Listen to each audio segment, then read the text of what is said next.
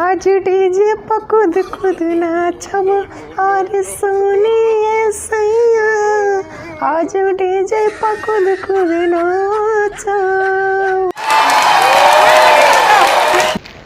ए जी सुनो तनी, आई कहाँ बानी जी?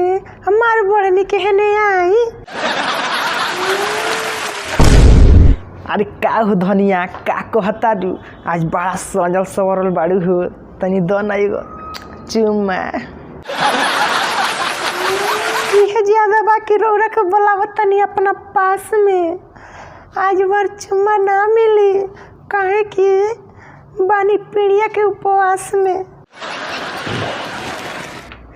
चलो ठीक बा, कौनो बात नहीं खे। कब हमार बात माने लू? ठीक बा, बोला बात का बा?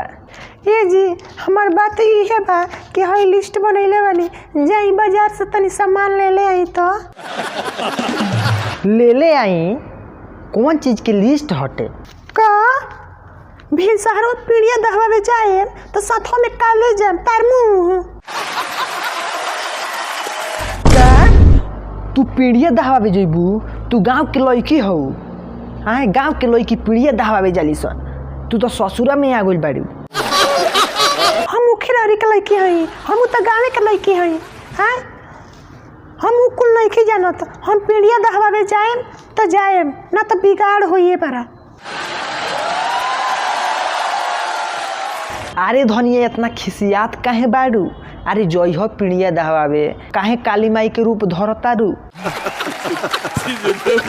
ठीक बा, जाई हई लिस्ट में पढ़ के सुना देता नहीं, ना तो रौरा एक बहाना कर लगन कि हई हमरा समझे में ना आइल।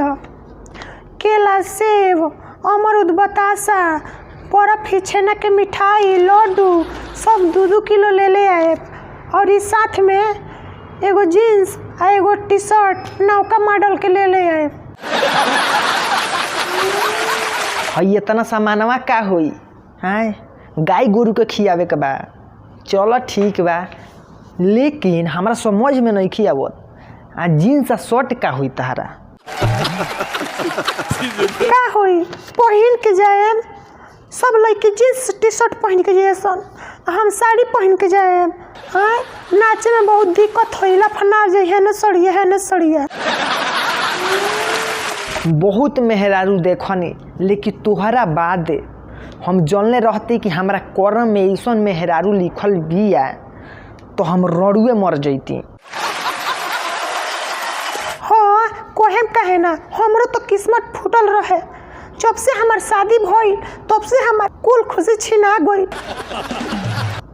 कितना बढ़िया हम नैहर में पीड़िया में डीजे बाजी टाली पर चढ़ चढ़ के नाचे, सब लड़का सिट्टी बजाइए सन। ठीक बा, दो लिस्ट जाता नहीं लियावे। तू नाचे के प्रैक्टिस कर, ना तो कमरिया में चोट लाग जाई।